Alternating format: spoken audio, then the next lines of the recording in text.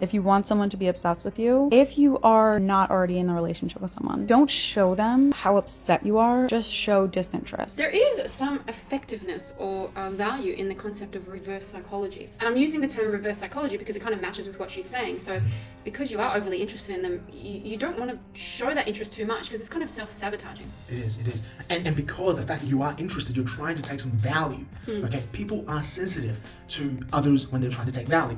So that is what you have to, I guess, disguise in a way. Yeah.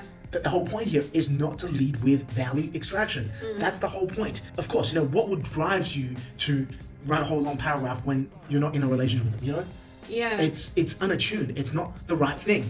And by doing so, you're telegraphing your desire to take some kind of value. Yeah. Otherwise, why would you care? But also just know that for secure people, this is easy. Or easier. Yes. For easier. Like as in, when I say secure, I'm saying securely attached, which means their nervous system is grounded. Then they don't Go from 0 to 100 very quickly. They don't have a nervous system that goes from So 0 they to can 100 very attune quickly as themselves. soon as they see a threat. They can attune themselves. Correct. That's exactly. right. Very easily. But if you have an anxious attachment style, which I think is around 15 to 20% of the human population, this kind of behavior is just not going to work for you. Like, you're not going to be able to do it. I have a genuine anxious attachment style, which has improved probably roughly 70% over time. But if you were to ask me that, back then, like if say I was age 18, 19, I tried to do this, no chance, because I was too needy of something.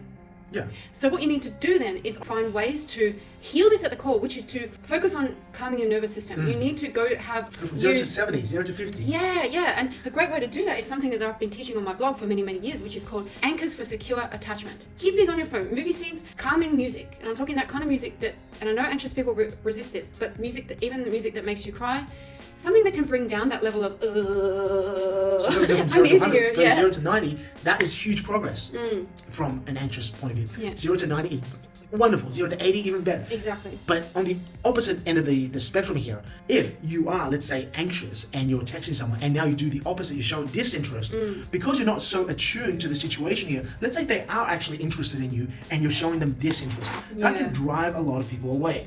This is why attunement is the most important thing. Not these rules, not these ideals that, I got to do this, I got to play hard to get. Because they never work long term. Because at the end of the day, what you're trying to do is you're trying to build and cultivate a healthy relationship, a strong bond. And the only way that could happen is not by somehow like throwing a bait out there and then catching the fish and then you have the fish. No, it's an ongoing process. It's an ongoing thing. The relationship is a living thing between two people. And the only way to cultivate that is through attunement. You have to be attuned to the other person. There is no other way. There's no faking it. You cannot just fast track that by just playing hard to get and somehow you pull away and boom, you catch the fish. No, it doesn't work that way.